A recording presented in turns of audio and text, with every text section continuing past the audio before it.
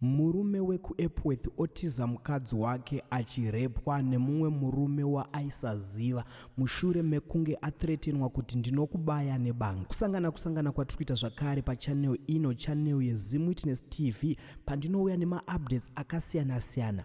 Uye ndinoti kana kari kekutanga kusvika pano, ingobayo kabutton rekusubscribe, then turn on the notification bell kuitira kuti usarasikirwe nemaupdates andinokupai pano zuva nezuva. Uye musakanganwe kufollowa our Facebook page rinonzi Zim Witness TV. So muri eZimbabwe, nyaya yandauya nayo nhasi inyaya yakaitika kuEpworth kunonzi kustop over uko kudombo raMwari, apo mumwe murume akatiza mukadzi wake ane makore 34 years ekuberekwa achirepwa musango nemurume wavaisaziva kuti ndiani. Zvinonzi murume uyu nemukadzi wake vaifamba usiku around kuma 10 pm vachibva ivo pamashops epastop over.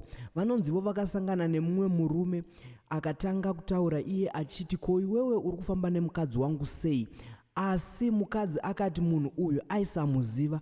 Zvisinei, murume uyu wavakasangana naye akatanga kushungurudza mukadzi, akatanga kumurova.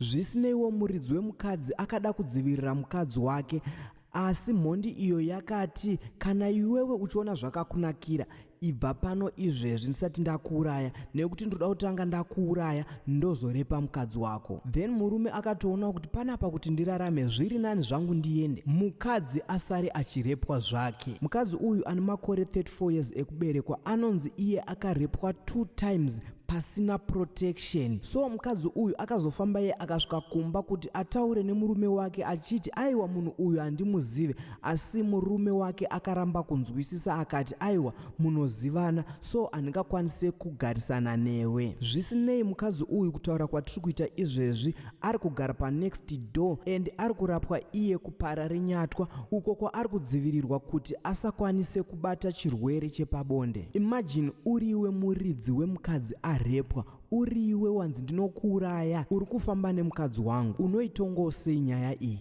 Unotora here mukadzi ouya pamba, kana kuti wakungoti aiwa zvavharana munozivana? So muri eZimbabwe ngatisangane mucomment section tichimbozeya nyaya dzacho.